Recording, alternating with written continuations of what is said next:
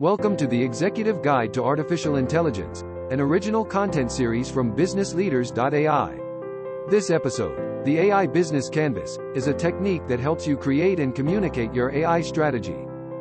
This is the final part, Part 4, where we talk about sustaining value.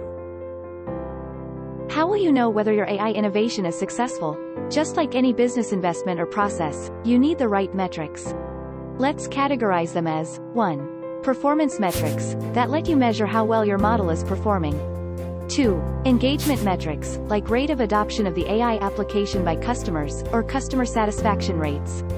3. Financial metrics, like revenue per month, or number of licensed customers.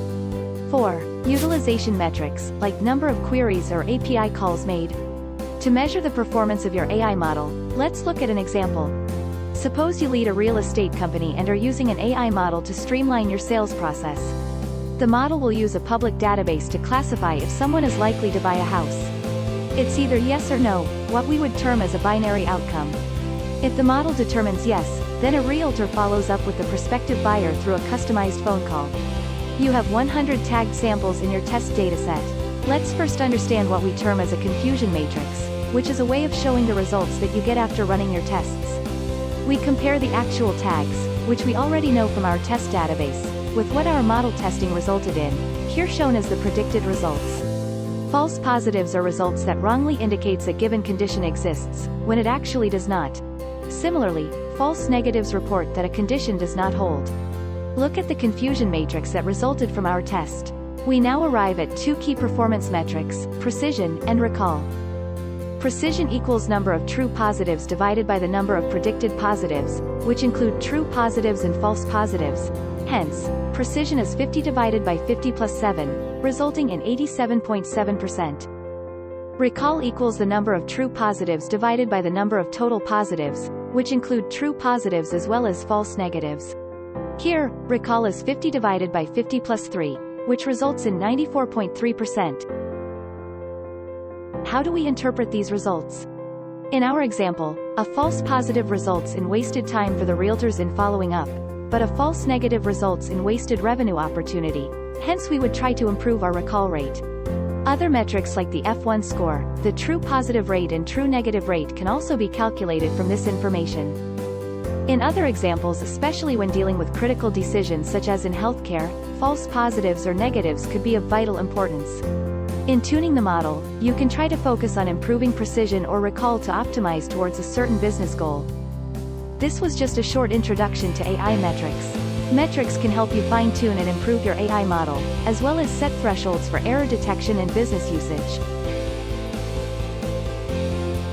In the final block of the AI Business Canvas, we focus on operations.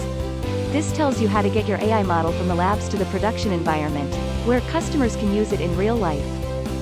When faced with real-life data, you may need to fine-tune or maybe even change your model.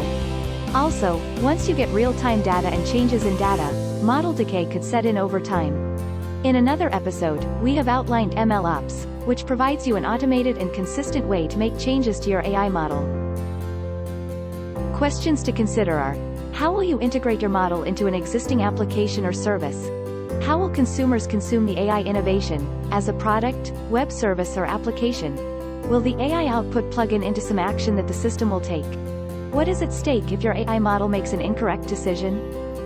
How will you ensure privacy and security of data? How will you prevent or address bias in the data? Do you have a governance structure in your organization to address the ethics and accountability aspects? Which group within your organization will own the AI innovation going forward?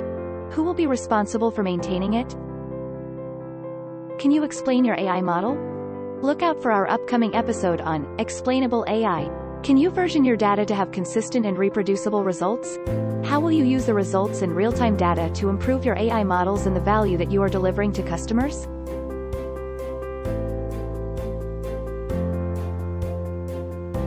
This episode has illustrated a simple and effective way to articulate your AI strategy. As a blueprint for the AI strategy, the AI Business Canvas lets you communicate your plan for defining, creating, delivering and sustaining value to the organization through your AI initiative. There are many steps and details to follow through, to be able to create an effective business case that can be presented to business sponsors or potential investors, and this is a key starting point. The AI business case lets you conceptualize your ideas into an artifact that can provide a guiding vision throughout your project. By including the operational and governance aspects early on, you are also thinking about the most effective way to execute your AI initiative.